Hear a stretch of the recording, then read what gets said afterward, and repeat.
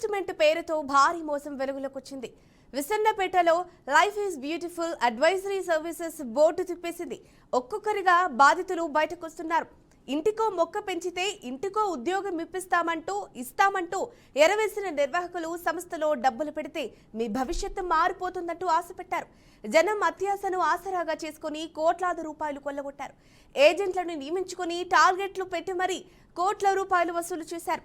10,000 పెడితే ప్రతి నెల 1,000 రూపాయలు, 5 లక్షలు పెడితే నెలకు 50,000 ఇస్తామంటూ టోకరా వేశారు. సుమారు 25 కోట్లకు పైగానే వసూలు చేశారు.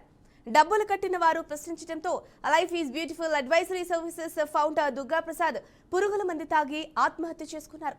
దుర్గాప్రసాద్ చనిపోయిన తర్వాత అతని భార్య నండూరి శివాని అజ్ఞాతంలోకి వెళ్లిపోయారు.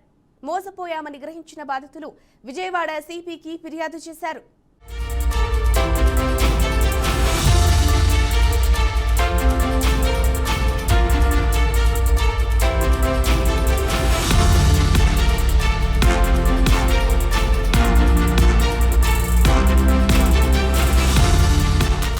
మరి మంచి లాభాలు తెచ్చిపెడతాయంటూ ఆశ చూపించి డబ్బులు కట్టించుకొని మరి ఘరానా మోసానికి పాల్పడిన అంశానికి సంబంధించి మరింత సమాచారాన్ని మా బీఆర్కే ప్రతినిధి సుబ్బు అందిస్తారు. చెప్పండి సుబ్బు, ఈ అంశానికి సంబంధించిన అప్డేట్ ఏంటి?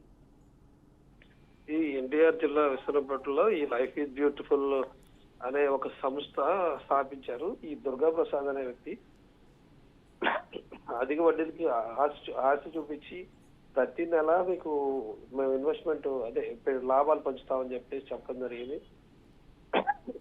10,000 పెట్టుబడి పెడితే 1,000 రూపాయలు, 10 లక్షలు పెట్టుబడి పెడితే 1,00,000 రూపాయల చొప్పున ఇస్తామని చెప్పేసి ఆశపడటంతో సుమారు దగ్గర 2,000 మందికి పైగా 10,000 నుంచి 10 లక్షల పైగా ఇన్వెస్ట్ చేయడం జరిగింది.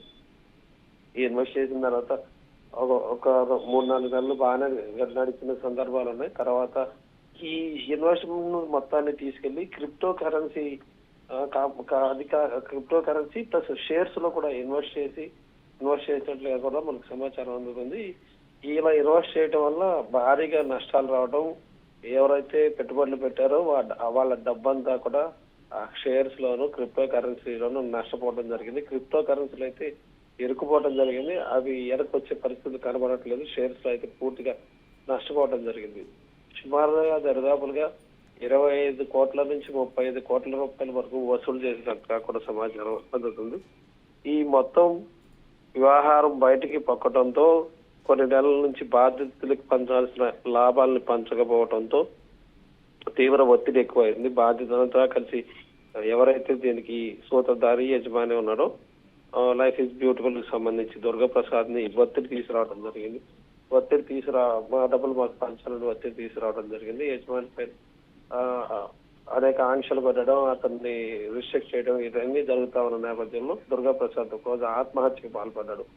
ఈ ఆత్మహత్యకు పాల్పడటంతో బాధితులందరూ ఒకసారి కొల్లుమన్నారు. వాళ్ళ కుటుంబ సభ్యులని పైన ఒత్తిడి తెచ్చేందుకు ప్రయత్నించారు. ఈలోపు భార్య శివాని కనపడకుండా వెళ్ళిపోయింది.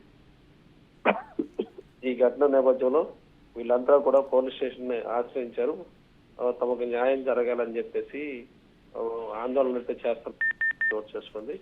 అయితే ఈ లైఫ్ ఈజ్ బ్యూటిఫుల్ కి సంబంధించి కొంతమంది ఎవరైతే వీళ్ళంతా ఉన్నారో ఏజెంట్స్, మేనేజర్స్ వీళ్ళందరూ ఉన్నారో వాళ్ళందరినీ పట్టుకుంటే అసలు డబ్బు ఏమైంది అనేది ఒక క్లారిటీ వచ్చే అవకాశం ఉంది.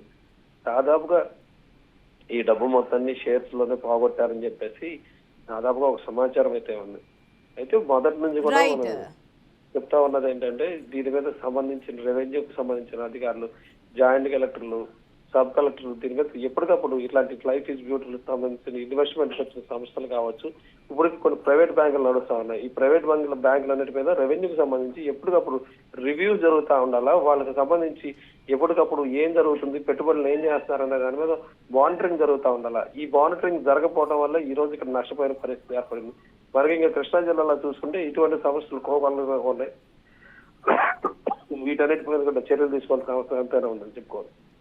Right, thank you Subbu for the update.